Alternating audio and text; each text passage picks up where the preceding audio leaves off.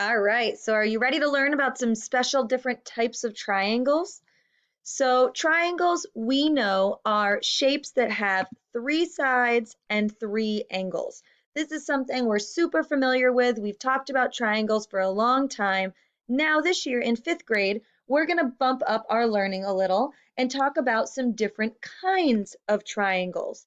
So we can classify or name and describe triangles by the types of sides they have or by the types of angles they have. So first, let's talk about how we can name them by their sides. Sometimes triangles will have no congruent sides. That means all three sides of the triangle measure something different. For example, this triangle has one side length of 6 inches, one side length of 3 inches, and a third side length of 5 inches. This kind of triangle is called a scalene triangle. That's the name we give triangles when none of their sides are congruent. We can also have triangles that have two congruent sides, but the third one is something different. So for example, on this triangle, the sides on the right and the left are both 7 centimeters, but the base of the triangle is only 4 centimeters. When we have two congruent sides, this is called an isosceles triangle. Kind of a cool name.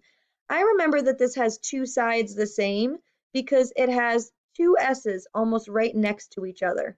So it's got side, other, side. That's how I remember that isosceles is the name for a triangle with two congruent sides.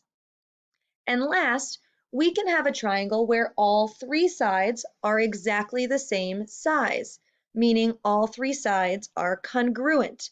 For example, this triangle has all three side lengths equal to 5 feet. This is called an equilateral triangle. And that makes sense to me because the word equilateral kind of sounds like the word equal. So all three sides are equal or congruent. So triangles being named by their side means we could have scalene, none of the sides are congruent, isosceles, two of the sides are congruent, or equilateral, where all three sides are congruent. We can also name triangles by their angles. So one way to name it by their angles is if we have all three angles are acute. Now you might remember from last year that an acute angle is less than 90 degrees. So if all three of the angles in our triangle are less than 90 degrees, we can call this an acute triangle. So for example, the angle measurements on this triangle are 54 degrees at the top, 80 degrees on the bottom left, and 46 degrees on the bottom right. Since all three angles measure less than 90 degrees, we can call this an acute triangle. Now, if one of our angles measures 90 degrees, we can call it a right triangle. You probably remember from last year that a 90-degree angle is called a right angle. So a triangle with a 90-degree angle in one of its corners is going to be a right triangle. And last but not least, we also could have a triangle that has one obtuse angle.